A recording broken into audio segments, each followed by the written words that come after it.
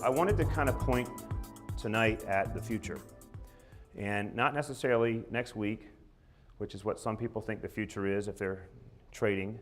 I'm talking about 5 years, 10 years, 15 years, and beyond. Because for most of you, we've had the privilege of working with you to help you build your retirement monies and your savings.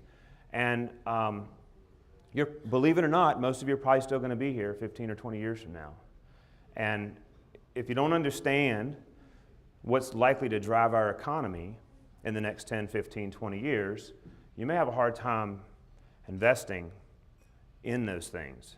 And I would argue that now that you've worked and you've saved and you've made lots of money and you've stuck it away, that now the investment decisions that you make in the next 10 or 15 years will be the biggest of your life. You have more at stake. So the theme of tonight is investing big in a tiny house world. Tiny house world is, that's sort of how I describe the millennial generation. It's a thing that is of great appeal. And I want to walk you through some of the things that we observe about the millennials and why most boomers, which most of you are, we need them and what we need them to do and why I think they're going to do it. So it'll be different. It's not going to happen next week, not going to happen next month. Somebody wins the election, doesn't matter. So tonight's agenda, let's talk about the millennials and their life choices. We're going to talk about why it matters.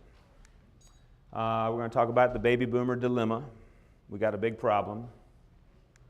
And the millennial contribution to fixing it, and why it's such a big investment decision, and what we're going to be faced with potentially.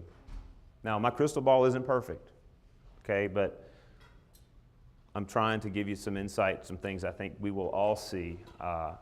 Maybe it won't be exactly like I'm going to describe it, but I think you will find a lot of it will be quite real. So let's talk about the millennials, which today the leading edge of the millennials is 33 years old. And they go all the way down to about 18 years old. That's the band of people that are in this millennial generation. They have a different view of how the world should work. One of the phrases that I heard recently that I thought was really fascinating was something to the effect of, millennials do not believe that you need to put an enormous amount of time into something to be incredibly successful. So I know for many of us, I know for me, I thought, well, if I get one client to invest $100 a month, I'll make 40 cents. And if I do that for enough years, eventually, I'll be successful. I had a vision of like a long time to build a practice, right? The millennials don't see the world like that. And I think there's a lot of reasons for that. We'll talk a little bit about that. But they also have a very different view of the choices and what they aspire to. The tiny house trend. How many of you, just raise your hand, have you seen the tiny house TV show? Okay, so you know what I'm talking about. I think it's crazy, okay? I think it's crazy. And I think it's going to not last forever, okay? We didn't call them tiny houses when I was little. It was called something different, okay? I don't want to offend anybody. But these are some really interesting, cool things. I mean, it's cool, right? How can we live in 500 square feet? I don't know. I can't do it. Yeah, right. That's a big one, right? Okay. Things are changing. But why, right? And there's things here at work that maybe don't meet the eye, right? Okay. So millennials see housing as a burden. Now, when I was little, what do you want to do when you grow up? I want a big house, I want a picket fence, I want kids, I want a beautiful wife. But the big house was in the picture, right? That was part of what I was aspiring for as a young man. But see, the millennials see big houses as a burden, and it disables their lifestyle freedom. Think of it when most of us were kids, you would go work somewhere, and it wouldn't be assumed that next year, wherever you work, is going to tell you to move across the country and work somewhere else. But a lot of millennials, they take a job today knowing that they may only be there a short time. So the housing is a burden, right? It's also a burden or influences them because they saw what housing did to their parents and to us in the housing crisis, right? Nobody really, well, I shouldn't say no one, but many people don't really understand what occurred in the Great Depression, or the Great Recession, I should say, a few years ago with housing and the credit markets, but they know it had something to do with big houses and expensive houses, and it hurt a lot of people and put a lot of people out of work. And that's scarred into their psyche. And then the third thing, which is probably more important than all the others, is they don't have the money to pay for the big house because they have big, giant college loans. Right? So the big mortgages that come with the big houses are not something that really works. And the credit system now is smart enough that they're not going to lend them money if they don't have a reasonable expectation they can pay it back. So that's a big difference. Like we didn't see the world through that lens. And so that's a starting point. Okay? So they don't earn as much, and they don't spend as much. They don't want to build big houses, so why are we looking like to invest in them in the long run, right? You know, there's some great CNBC articles, you know, why are they so lazy, the me generation, you know. But that's not the case entirely. I'm sure there's exceptions. You may know one or two. Here's why. This is what's different, okay? They're very collaborative. They communicate in masses, in herds, okay? They're media savvy, okay?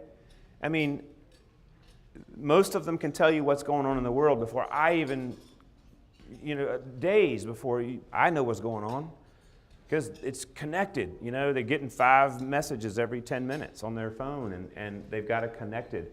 They've got friends all over the world that they play video games with till 3 in the morning, that they know in, you know, who knows where. They may not even know their real name, but they communicate with them and they're connected to them.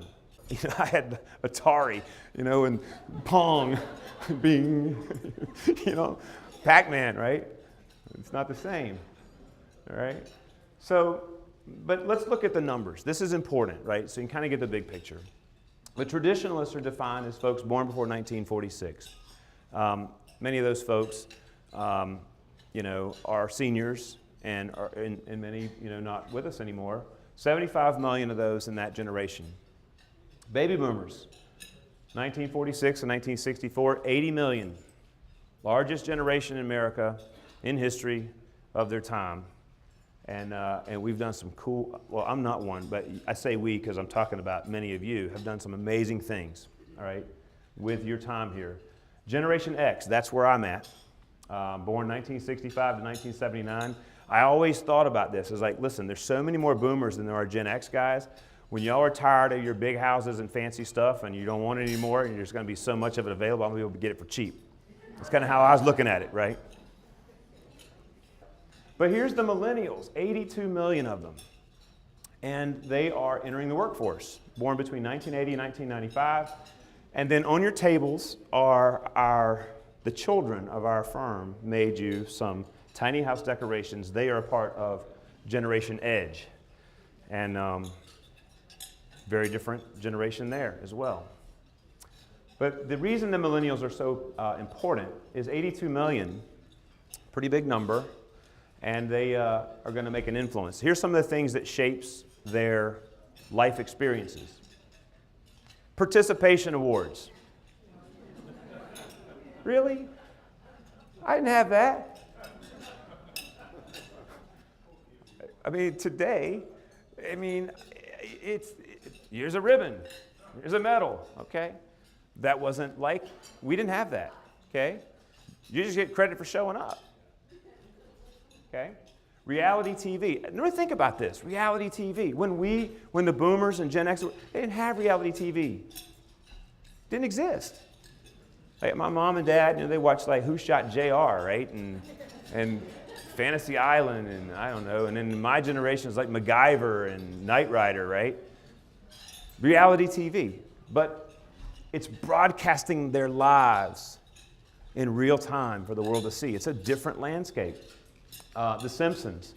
So that's a show that gave the millennials a lot of pop culture, but it's sort of this satirical humor. I don't know, as a generation, I think the millennials are more about satirical humor than the older generations. Computer games. This is very fascinating. A lot of learning happens in computer games now. I mean, by design. A lot of educators are trying to integrate teaching into computer games. And so that's something when I was a child, we didn't have that. I had Pong, Pac-Man, wasn't learning anything other than, how to hit the ball and chase the dots, right? It's a different thing. This is huge, is social media. See, I think one of the reasons that millennials do not believe that you have to fundamentally put in your time to be successful is that it doesn't take any time for something to go viral. If you have an incredible idea, let's say, for example, maybe this wouldn't be a stretch. Maybe I had the best investment strategy in the world, and I had to tell you all, and there was no social media, and so you had to tell somebody else, and maybe they would tell somebody else. It would take a very long time for people to find out about it, right? But today, with social media, which the SEC and FINRA don't allow us to put too much on social media in the investment world, but if you have an incredibly good idea, it goes out on social media, you can become wildly successful instantly. That is shaping their view. And so I think sometimes older generations look at them as dreamers and maybe lazy or whatever, but the reality is that a lot of these millennials are getting it done. I get to see some of them getting it done, and it's pretty incredible. Upgrade cycle. How many of you here, when a new version of your phone thing comes out, are hesitant to do it because it doesn't work half the time, right? Right? They don't do it that way. Like, yeah, it works. And they're like, no. But they live in a world where upgrade immediately. That's the way that they see the world. And because of that, the business that they do, even though they're still young, but those that are getting into business leadership roles, it goes fast. It is not slow. It is instant. It is quick. Different world. Homeland violence. When I was a kid, when you guys were kids, other than, maybe the attack on Pearl Harbor, we had the 9/11 in Pearl Harbor. Only two really horrible things in our country that we can think of that have impacted thousands of people in a bad way. Millennials have seen terrorism, they've seen bullying, they've seen tons of their peers commit suicide because they were picked on in schools, and you see a lot of things where I think the idea of we're vulnerable, right, at home. I don't think the older generations have felt that we're all that vulnerable at home. It's a different skew. Globalization. Like we talked about it, these young people, they can text an instant message all over the world any time of day, 24/7. We don't think that way usually. And then the Great Recession was a shaping influence. Right after a lot of them started to get out of school, they entered the workplace, and then the jobs, went away, and they came back home. So a lot of folks in the middle were trying to help their older parents and help their kids, and everybody's living in the same house, and made for a lot of excitement there. So most of the millennials are now finding their way out into tiny houses. Interesting. Well, not all of them, but that's an out. A couple things of interest here. 23% of all millionaires in this country are millennials. Now that's fascinating. 1 out of 4. They didn't have to put in their time to do it. I felt that was fascinating, okay? Social media, globalization, collaborative, media savviness, huge thing. The power of lots of people. 54% say debt is their biggest concern. I understand that. They got over $1 trillion in college debt as a generation. That is a big concern. But they're also working to pay some of it down. It's not getting worse at this point. And then 40% of millennials have a retirement account. This is a fascinating one here. 14% that say that they want to invest. This is a big difference here. 14% of the millennials who are investing, they don't aim to make 12% or 10% or 8% or 6%. When we put our money away, when we started earning money and saving for the long run, how many of you at one point in your life say, I want to be as aggressive as I can? Right? Many of us, when we were young, let's go, because the framework of the world that we saw looked like it made sense. I'm a long-term investor. I can deal with the ups and downs. Let's do that. Only 14% of all millennials really are interested in taking the risk that comes with investing in more volatile things. That's a big difference. Although 44% of them say they're extremely interested in learning more about investing, but they don't want to take the risk. It actually reminds me a little bit of when I'd have conversations with traditionalists. If you ever were a financial advisor and you try to have a conversation with someone who lived through the Great Depression, like the original Great Depression, it didn't matter what you did, what you showed them, what the chart said, what the company was doing. They don't want to invest. Like, they know there's pain that came from people investing in things that risk assets. So it's a different, I think the millennials have a little bit of that salt in their mindset about investing. They got $1 trillion in student debt. So that's important, but they are working it off a little bit. This is the one I think we all need to focus on. All those are nice tidbits, and that's great to help you understand their perspective, but this is the one that matters. 16 months from now, they're going to earn more than the boomers. They're going to make more money per year than all the boomers in income. And that number will grow fast. The things that as millennials are involved with a lot of times are disruptive technologies that change things and are very quick to be adopted into the marketplace.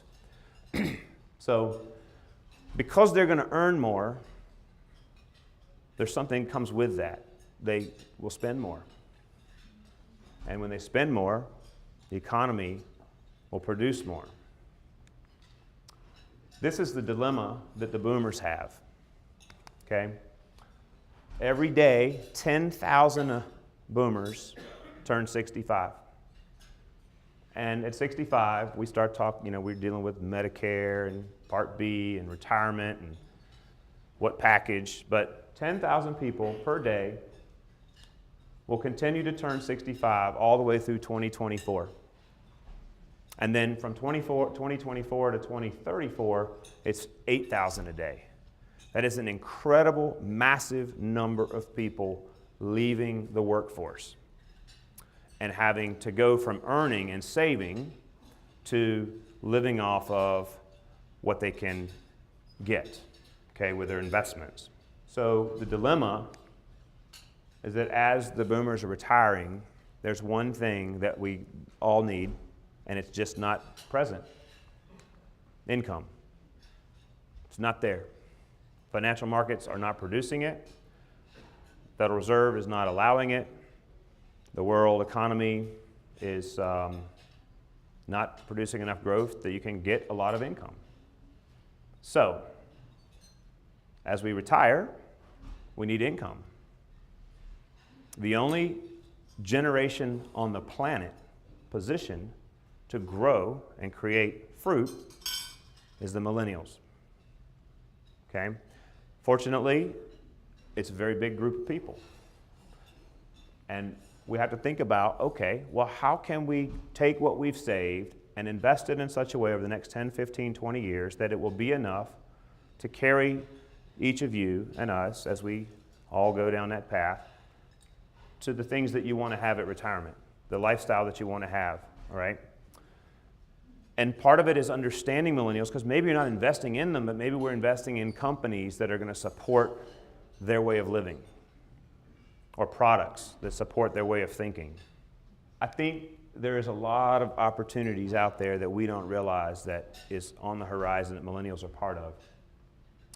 But boomers as a whole don't have enough money to go until mortality says we're leaving this place. Don't have enough. Because interest rates are so low and the yield and the income isn't there. So as a whole, we have this dilemma. The question is can the millennial generation help fill the gap? So I think they can. Let's talk about demographics, because here's what happens. This chart shows us that as you go through different bands of age in life, your income tends to go up or down, okay? Peak earning years and peak expenses, you're spending the most, tend to occur between age 35 to 44 and also 45 to 54, okay? We have 80 million people at 32 years old to 19. So we go out 10 years, and now a large part of that population is now in their peak earning. And you go out 10 more years, and all of them are in their peak earning years. Now, it's a chicken and the egg deal, right? What if they don't want to work? Well, there's this thing, biological time clock, right? People want to have children. It's natural. The millennials have put it off as long as they can because they don't want to have children and be responsible with all this debt. But I think you will see that the millennials will have kids, and once they have mouths to feed, the tiny house doesn't work. Where are you going to put the strollers and the car seats and the playpen and and then when the kids, and they have kids, and you all know, you all got kids that they get more expensive, right? The older they get, the more they cost. So the peak earning comes somewhat as a necessity because they'll have kids and they'll have to pay for the kids. Unless they come into you, say, hey, you want to help out with this too? But you got to deal with that, all right? So, but those are the peak earning years, and they've been that way throughout history. Now, what's really interesting is there's a guy named Harry Dent. He started a foundation for demographics. Not a lot of people talk about him anymore because, he predicted, the Dow would go up back in 2000, and he was right, and after that he didn't really have much else to say. But he also shows us that because of this relationship between age and peak earning and peak spending, that there's a relationship between the Dow, the market, and this number of people in peak spending. And so here we are in this period of time right here between 2010 and 2020 where there's not enough people at that peak earning part of their life to push the economy forward. In fact, I think a lot of people would say, well, why isn't the market down? It's been up here. Why isn't it down here? I think that there's reasons for that because there's no other investment option that makes sense with interest rates near zero. But here's some things to think about. 80 million people, they're going to get past college debt. They're going to have children. And they are going to figure out that they can't stay in the tiny houses. They can't. They're going to figure it out. I mean, really, it's not complicated. I mean, my little girl wants her own tiny house just for her, right? Okay. They can't ride bikes to work anymore, okay? It's going to change. They're going to spend. I want to talk to you, go back in time. Does anybody remember this crowd? They were just as dumb. right? They thought they could live in a mobile home or one of them Volkswagen vans, right? It's all good. Interestingly enough, at that time, same age, right? Late 20s, early 30s, same deal. Same deal, ton of them. I guarantee you, the traditionalists said, this generation is a wreck. Guarantee it. I mean, the picture speaks for itself. But look what this generation did. Look what you did, most of you. As you got to your peak earning years, which was when you're 40s and late 30s, 40s, 50s, you pushed the stock market to 2 consecutive decades. You have to add these together. This is dividends and gains. That's about 19% a year for 10 years. And then you kept on consuming and you made another 18% for 10 more years. Consumption, spending, growing, feeding mouths, bigger cars, bigger needs, more income, more travel, nicer, cooler stuff. How many of you had a bag phone? I sold bag phones in college. I thought I was cool because I was making a ton of money on y'all crazy people buying on them bag phones, right? I couldn't afford the monthly payment, right? But y'all wouldn't stop buying them things. It's crazy, right? That period of time is nothing more than 80 million people getting into their peak earning period and doing anything with their money other than burning it. Okay? The millennials are probably going to do something similar. But here's what's different. I think they got a leg up. I think they have a leg up.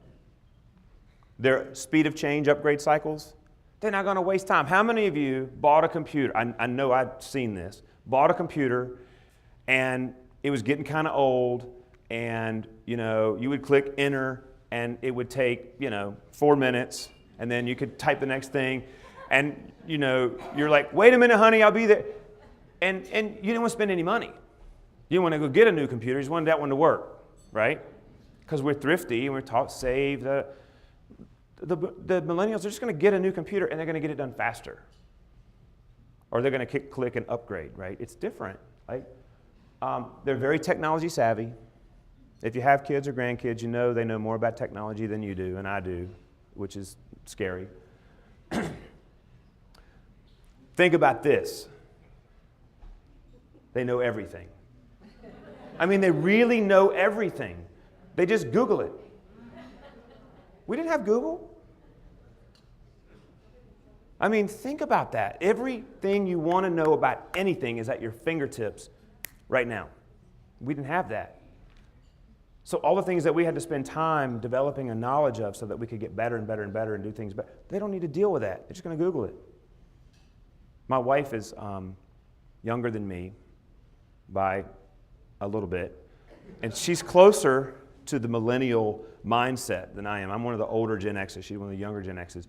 I'll come home, and she'll have the car ripped apart, the things, all the dashboard out, replacing the air filter that the mechanic wants to charge me $700. Or so I took care of it, $30. Really? Google it. All right. Telling you, don't discount the power of that knowledge, right? They don't live in a world that depends on foreign oil. How many times has our country spent uncountable amounts of money to make sure that the oil can get here and it doesn't disrupt our lives? We don't need any of it now. We don't need it, not one lick of it. That's a different world. That's not going to slow them down. That's going to help them. Extreme mobility. Those houses got wheels on them, man. Right? But even if they didn't, they're used to it. They're used to going here, living there, living here. That's how they see the world. Their global collaboration skills, incredible. And interest rates near zero is probably going to stay that way for a long time. That's a different session as to why. But think about all the great ideas that we've had. Say, I could start my own business. What if you could get a loan for zero? We could have done something with that. Okay? So the millennials are, I think, going to give us some optimism for the long run. The challenge is we've got to get from today to the long run, and we got to go through a little bit of a problem, okay? So let me walk you through this. Now, for those of you that listen to our conference calls, we've talked about this at the mid-year market update. We also mentioned it this morning on our fourth quarter call. This is a little abstract, follow me. So in the world in the past, on the right-hand side, we understand this. Okay, stock prices go up when earnings go up. Earnings go up when the economy expands. When we make more goods and services and products, companies make more money, earnings go up, prices go up. There's a relationship, long term, okay? About 10 years ago, our Federal Reserve and our political leaders had to come up with something to save us from our own doom. So they started creating money. And they created the whole realm of influencing the money supply, which then changes behavior of what we do with money. So now we have this side of the curve to deal with as well. And what this is saying is that, okay, if the economy is projected to grow slowly, then we have a very high belief that our leadership will make money cheaper to keep it from going negative. So slow growth means cheap money, which means leverage in the stock market, which means higher prices. So growth below 2% has been a good thing for the markets if you're just looking at the price of stocks. I'm not saying it's good and healthy for the long run. I'm saying it has made stock prices go up, okay? And on this side of the curve, if we have growth and earnings and all that, that's good for stocks. The problem is that we're going to have to eventually go through this valley. And what will happen there is probably something like growth picks up a little bit, the Fed raises rates, that becomes a headwind, growth slows down, and then growth goes a little bit more and they raise rates and it slows down. And during that time, investors get bored and they say, I'm going to go do something else because it's not worth investing, and we get a market decline. We've got to go from here through this to get to this. And I think that the alignment of the period of time that it's going to take to do that is probably 5, 7, 10 years. Because I think one of the things that you can map and kind of see the story between the boomers and the millennials is that right now there are 2 boomers leaving the economy for every 1 millennial entering the economy in a highly effective income situation, okay? And when we look at the demographics, we can see that in about 4 years from now, it comes to like 1.5 boomers leaving for each 1 millennial coming in. And then I'm talking about coming into their peak spending years, okay? And then you go out about 10 years, and now it's 1 to 1. So 10 years from now, we're not going to have a drag on the economy because you retire, because there's somebody coming and take your spot. And 13 to 15 years from now, there's more people coming in than are going out. And 20 years from now, it's massive coming in versus going out. Now, the good news about stocks and the stock market is that it is a leading indicator. It doesn't wait for things to happen to price in. So my thought process is that probably 5 years from now, things will start to look up, and we might start to look at this side of the curve again.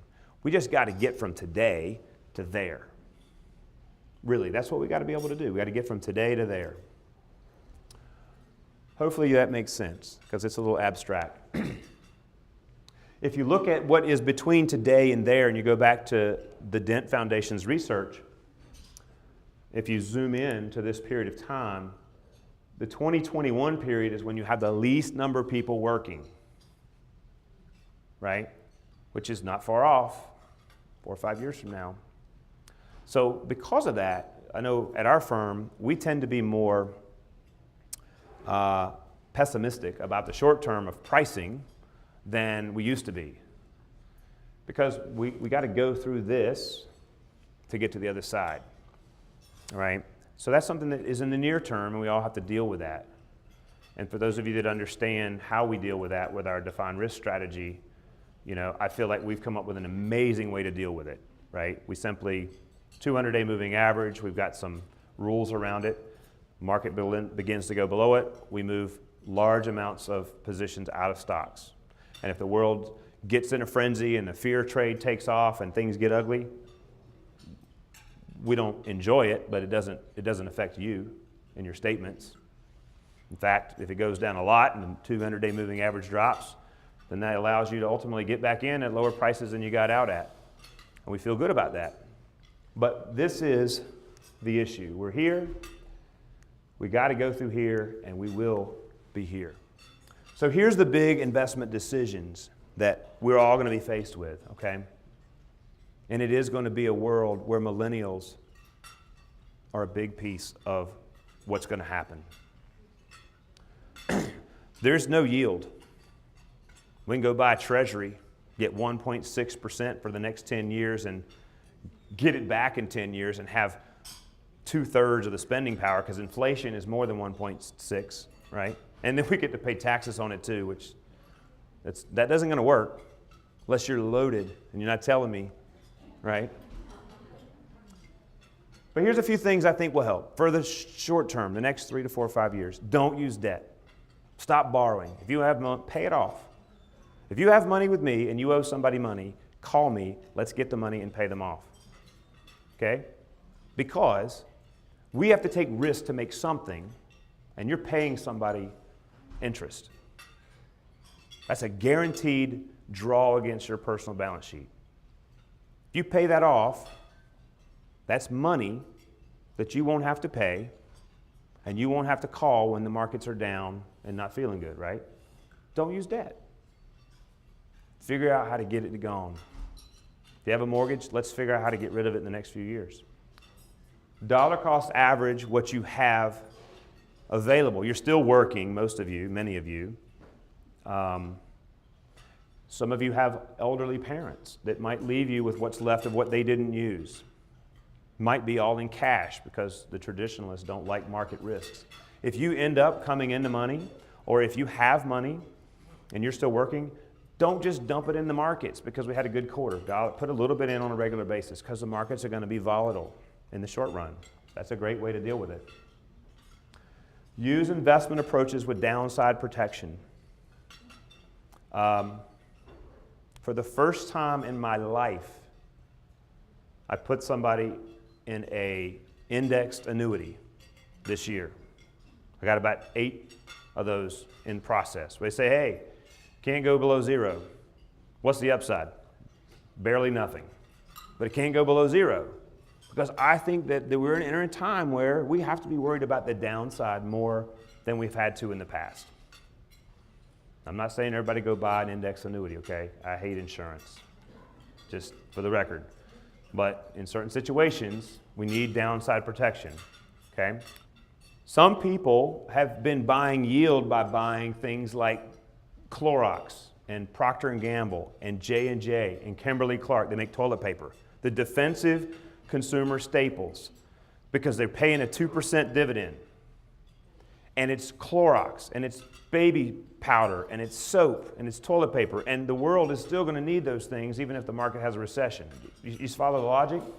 It's completely flawed because people are paying 30 times earnings for some of these stocks. It could be the best thing in the world, but if you pay 30 times earnings, it means in earnings you have to get 30 years of earnings to get your money back. You can have the best thing in the world, but if you pay too much for it, it's not a good deal. We have a lot of people who are yield starved, trying to buy things to get yield, have no idea what the risk is. Understand the downside if demographics play out next 3 or 4 years. The downside's there. You need to stay diversified. Don't just go buy the momentum, the exciting defensive utilities, whatever it might be of the soup du jour of the day. This is kind of abstract, but I think if you want to be in a position to really have a great retirement and have the money you need down the road as things get very expensive, I would encourage each of you to figure out a way to have your maximum amount of liquid resources in 3 to 5 years from now. Maybe not necessarily invested today or invested in things that are going to go up and down, but try to position the things in your life so that 3 to 4 to 5 years from now, you're going to have some dry powder. You're going to have some cash. Because I think that's when you're likely going to get a really good opportunity to make enough money for the next 10 years that you'll be very, very excited about what your retirement picture looks like. We're gonna come through that crest at some point. I think 3 to 5 years, try to make sure you have some resources that you can invest would be a very, very smart way to prepare for that. I know that doesn't sound great for tomorrow. I get it. This is why it matters. This is a very detailed study that shows by country how many years people are expected to live in retirement and how many years of money they have before it's a problem, okay? The US is the best because we have 14 years we can deal with. The problem is that we're all likely going to live 7 more after that. If you take your money and you put it in cash, you're not going to have enough. If you take your money and you go buy things that are priced way too high, and we go through this cyclical change, you're going to have way less tomorrow than you did today. You can't just ignore it. You have to find a solution because we're going to live. The good news is you're smart. We're smart. The millennials are the smartest generation ever. They just don't know it yet. They got Google, okay? I didn't say they were wise, right? But we have to figure out a way. We have to figure out a way. And if you're going to go 21 years from now, 31 years from now, if we protect and preserve for the next 3, 4, or 5 and let this thing kind of play its course and then try to be more conscious of getting in when things are cheaper, I think you're going to be very, very satisfied in the long run.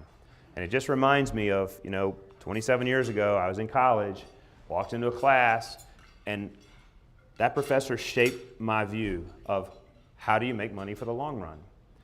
But if you don't see this, if you don't understand this or conceptually get this, there's 1,000 things you can do that will blow up what's left of your life financially. So I'm hoping that this will help you at least frame out where we're at, what's likely to drive the economy, and how we can go the distance. And we would really like to be a part of that until the end. All economic and performance information is historical and should not be considered indicative of future results. Investments in securities do not offer a fixed rate of return. Principal yield and/or share prices will fluctuate with changes in market conditions, and when sold or redeemed, you may receive more or less than originally invested. These views are those of Adams Financial Partners and should not be construed as investment advice. All information is believed to be from reliable sources. However, we make no representation as to its completeness or accuracy. Consult your financial advisor for more information.